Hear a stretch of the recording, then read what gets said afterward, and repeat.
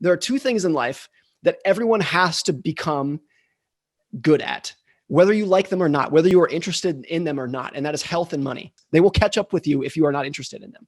So this is what's dangerous about it. Like, people talk about health and people go to the gym and they show off, going for runs, and they post their pictures in the gym on Instagram. But money is so different. It's taboo in the sense that there's a lot of wealth inequality these days. So I think people who on the lower end of that spectrum are embarrassed to talk about the situation of their finances, and people on the upper end are equally embarrassed. And so I think it's a very difficult thing. Money has such a social signaling power of your success in life. It's not just how much money you make so that you can go out and buy stuff. It's how successful are you? It's the scorecard of how you've done, for better or worse. I don't think that's the right way to view it, but that's what it is.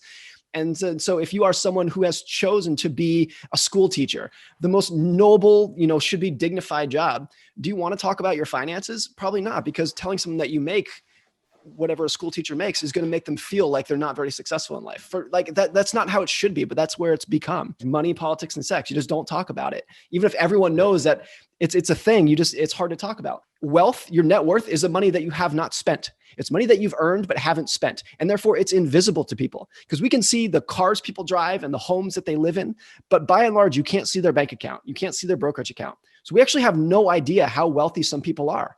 And I learned this when I was a valet in college, where there would be people who would come in driving Ferraris and Lamborghinis and Bentleys. And I would get to know these people, and I would realize that some of them were actually not that successful. They were like mediocre successes who spent half their income on a car lease. And it was just this idea that just because what you see is not how wealthy people are. And then the flip side of that are these people who live the humblest life. And when they die, you realize that, they left $10 million to charity, that you would have never in a million years thought that someone would have that kind of money. So since wealth is what you don't see, it makes it harder to learn about. We can't see it. Like, again, for physical fitness, you can see how healthy or unhealthy people are. It's visible to you. Their physique is visible, but wealth is invisible. So it's so much harder to learn about. And when you add in how taboo it is, it's invisible and taboo. It becomes one of the most important topics in life that people know so little about. Even financial experts who spend their life studying it for sure often are blind to how people think about it.